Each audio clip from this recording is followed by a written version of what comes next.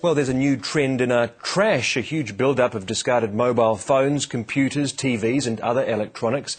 Now, most of the items contain toxic chemicals, which of course end up in landfills. Jane Luscombe's been finding out what we should be doing with this kind of waste.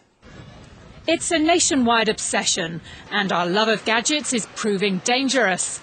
We own 10 million electronics, but as soon as the latest model comes along, we dump our once prized possessions.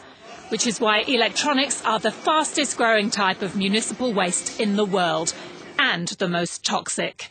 E-waste contains heavy metals, including mercury, cadmium and lead. It's a massive problem, and I suppose in the early days we didn't realise how big the problem was. Really, there's stuff everywhere. The average computer has a lifespan of less than 5 years.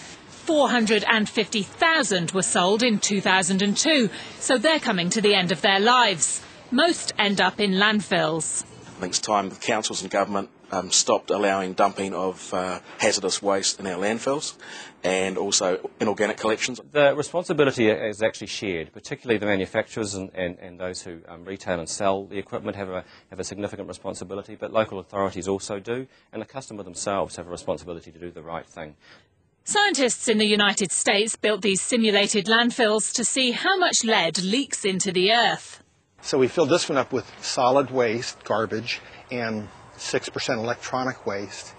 And we packed it all in just like you pack down the garbage in a landfill with a compactor.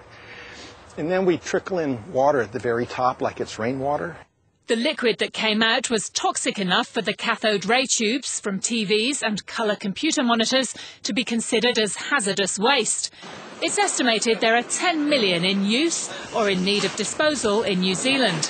Some make it to RCN, where 97% of the waste is recycled.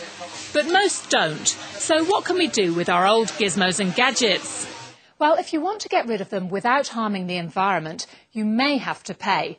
Vodafone and Telecom will take back your mobile phones and recycle them free of charge. Computer giant Dell and RCN will recycle your computers, but you will have to pay a small fee. Apart from that, it can be a struggle.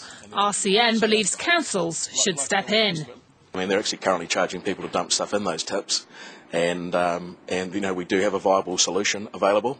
He's working with Auckland Regional Council to create drop-off points for old electronics and is also setting up facilities in the South Island. But unless the government and councils act, most of it will continue to end up in landfills. Jane Luscombe, 3 News.